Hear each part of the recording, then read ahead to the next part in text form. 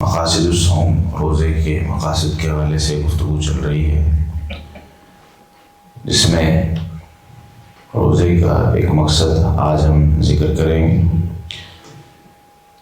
انسان جب بیمار ہوتا ہے تو سب سے پہلا مسئلہ تو یہ ہے کہ اسے اس بیماری کا پتہ ہو کہ میں بیمار ہوں، اور پھر اس بیماری کے علاج کے لیے انسان توجہ کرتا ہے، کوشش کرتا ہے۔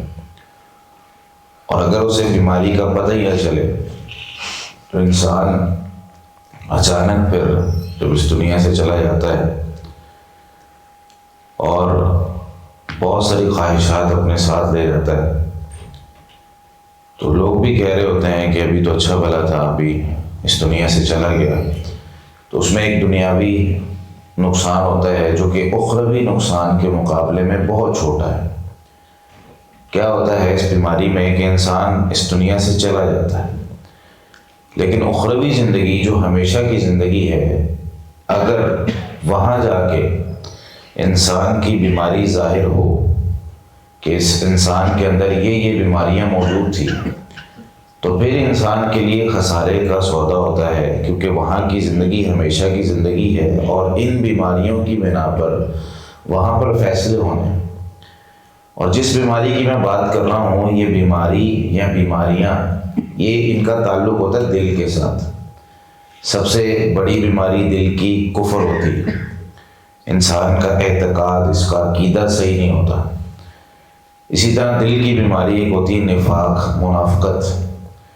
دل کی بیماری ہوتی ہے حسد، کینہ اور بغض۔ یہ ساری دل کی بیماریاں۔ دل صاف نہیں ہوتا کسی کے حوالے سے، دل صاف نہیں ہے، کبھی اللہ تعالیٰ کے حوالے سے برا گمان کر لیتا ہے کوئی، نعوذ باللہ، کبھی نبی کریم صلی اللہ علیہ وسلم کے حوالے سے برا گمان کر لیا جاتا ہے، کبھی معاشرے کے کسی فرد کے حوالے سے، کبھی کینہ، بغض اور حسد دل کے اندر پایا جاتا ہے، اور کئی ایک بیماریاں دل کی۔ لیکن سب کا خلاصہ یہ ہے کہ دلوں کو صاف کرنا، یہ بھی روزے کا ایک مقصد ہے۔ یعنی ہم صرف ظاہری طور پر دیکھتے رہیں، یہ جو تقویٰ پیدا ہونا ہے نا روزے کے نتیجے میں، یہ تبھی پیدا ہونا ہے جب دل صاف ہوگا۔ سنن ابن ماجہ میں 4216 نمبر روایت ہے، سیدنا عبداللہ بن عمر رضی اللہ تعالیٰ عنہ فرماتے ہیں، قیل لرسول اللہ صلی اللہ علیہ وسلم، پوچھا گیا اے اللہ کے رسول صلی اللہ علیہ وسلم، ای الناس افضل، لوگوں میں افضل کون ہے؟ فرمانے لگے، کل مخموم القلب صدوق اللسان، ہر وہ شخص جو مخموم القلب ہو اور صدوق اللسان ہو۔ صدوق اللسان مطلب سچا ہو، زبان اس کی سچ بولتی ہو۔ صحابہ کرام نے پوچھا، صدوق اللسان نعرفہ، یا رسول اللہ زبان کا سچا تو ہمیں پتہ چل گیا، یہ مخموم القلب کیا ہوتا ہے؟ تو نبی کریم صلی اللہ علیہ وسلم نے پھر اس کی تعریف فرمائی، فرمانے لگے، هو التقی النقی، ایسا دل جو متقی ہے، پاکیزہ ہے، صاف ہے، لا اسم فیہ ولا بغی ولا غل ولا حسد، جس میں نہ کوئی گناہ ہے، جس میں نہ کوئی زیادتی ہے، جس میں نہ کوئی کینہ ہے، جس میں نہ کوئی حسد ہے۔ ایسا دل مخموم القلب ہے جو کہ سب سے افضل ہے۔ اور اللہ رب العالمین جب ہمارا امتحان لیتے ہیں نا، تو ہماری شکلوں کی طرف نہیں دیکھتے، ہمارے ظاہری صورت کو نہیں دیکھتے، ہمارے مال و دولت یا خاندان یا ہمارا جو اسٹیٹس ہے اس کو نہیں دیکھتے۔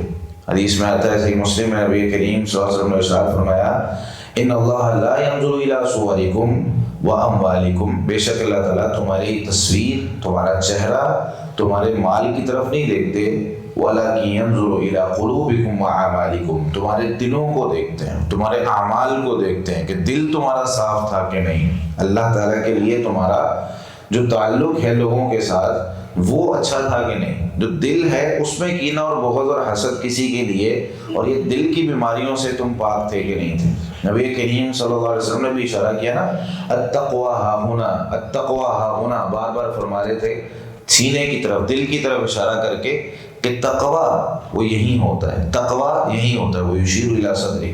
تو کیا پتہ چلا کہ روزے کے نتیجے میں جو تقویٰ پیدا ہونا ہے اس کی جگہ ہی دل ہے، اور اگر یہ دل ہی صاف نہیں ہے تو میں کون سا تقویٰ جو ہے وہ اختیار کروں اور لے کر اس کو رکھوں گا کہاں پر، کہ جب میرا دل ہی صاف نہیں۔ حدیث میں آتا ہے نبی کریم صلی اللہ علیہ وسلم نے ارشاد فرمایا یہی ایک جگہ ہے، الا وان فی الجسد مضغہ، لوگوں یہ بات یاد رکھو، سن لو کہ جسم میں ایک ٹکڑا ہے، اور یہ ٹکڑا کیا ہے؟ اذا صلحت صلح الجسد کلہ، اگر یہ ٹکڑا صحیح ہو جائے تو سارا کا سارا جسم صحیح ہو جاتا ہے، اور اگر یہ ٹکڑا بیمار ہو جائے، خراب ہو جائے، فاسد ہو جائے تو سارا کا سارا جسم فاسد ہو جاتا ہے۔ الا وہی القلب، لوگوں یاد رکھو کہ یہ دل ہے۔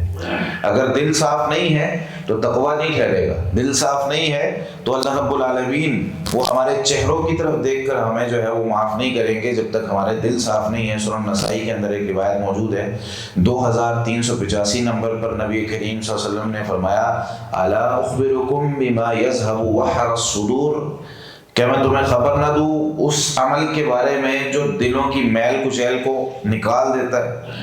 صحابہ کرام نے فرمایا جی بالکل بتائیں، تو فرمایا صوم ثلاثۃ ایام من کل شہر، ہر مہینے سے 3 روزے رکھتے رہو۔ اور صحیح ابن حبان کی روایت ہے 6557، نبی کریم صلی اللہ علیہ وسلم فرماتے ہیں صوم شہر الصبر، رمضان کے مہینے کے روزے، وثلاثۃ ایام من کل شہر، اور ہر مہینے کے 3 دن کے روزے جن کو ایام 20 کے روزے کہا جاتا ہے، یذہبن وحر الصدور، یہ دلوں کی میل کچیل کو صاف کرنے کا بہت بڑا ذریعہ۔ اگر ہم یہ روزے رکھ رہے ہیں اور دلوں کی صفائی نہیں کر رہے، دلوں کی بیماری، ہمیں پتہ ہی نہیں کہ میرا دل بیمار ہے، میرے دل میں نفاق ہے، کہتا کچھ اور ہوں کرتا کچھ اور ہوں، میرے دل میں میرے بھائی کے لیے نفرت ہے، میرے دل میں میرے بھائی کے لیے کینہ اور بغض ہے، تو میرے بھائی پھر خلاصہ نہیں ہونا۔ سیدنا ابراہیم الخواص رحمۃ اللہ علیہ یہ فرماتے ہیں جب دل بیمار ہو جائے نا تو دواء القلب خمسۃ اشیاء، دل کی بیماریوں کا علاج وہ 5 چیزوں میں ہے۔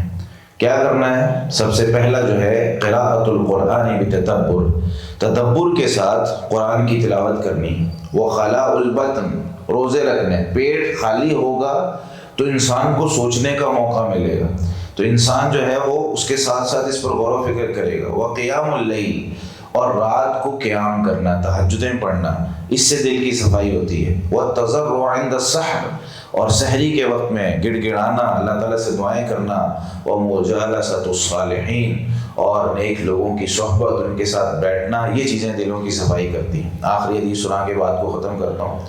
مسند احمد میں روایت موجود ہے، سیدنا انس بن مالک رضی اللہ عنہ فرماتے ہیں ایک دن ہم مسجد میں بیٹھے ہوئے ہیں اور نبی کریم صلی اللہ علیہ وسلم نے ارشاد فرمایا یتلو علیکم الآن رجل من اہل الجنہ، ابھی ایک آدمی یہاں مسجد کے دروازے سے آئے گا اور وہ جنتی ہے۔ اب سارے صحابہ کرام ان کی طرف دیکھنے لگے، ایک آدمی اندر داخل ہوئے، ان کے داڑھی سے وضو کا پانی گر رہا تھا، انہوں نے اپنے جوتے اپنے بائیں ہاتھ میں اٹھائے ہوئے تھے اور آ کے انہوں نے 2 نفل پڑھے، بیٹھ گئے۔ اگلے دن پھر مجلس لگی ہوئی ہے، پھر نبی کریم صلی اللہ علیہ وسلم نے ارشاد فرمایا ابھی جو آدمی مسجد سے دروازے سے اندر آئے گا نا وہ جنتی ہے۔ تو صحابہ کرام پھر دیکھنے لگے، پھر وہی آدمی جو پہلے دن آیا تھا۔ تیسرے دن پھر اس طرح ہوا کہ صحابہ کرام کو نبی کریم صلی اللہ علیہ وسلم نے فرمایا کہ ایک آدمی بھی جنتی یہاں سے دروازے سے انٹر ہوگا مسجد میں۔ تو صحابہ کرام پھر دیکھنے لگے کہ بھائی وہ کون بندہ ہے، تو وہ مسجد کے اندر انٹر ہوئے، اسی طریقے سے ہوا کہ نوافل وغیرہ پڑھے۔ اب سیدنا عبداللہ بن عمر بن عاص رضی اللہ تعالیٰ عنہ کہتے ہیں کہ مجھے بڑی تمنا ہوئی کہ بھائی بندہ ایسا کون سا بندہ یہ ہے کہ جو 3 دن ہو گئے جنت کی بشارت حاصل کر رہا ہے، عمل کیا کرتے ہیں یہ ذرا پتہ تو کرو۔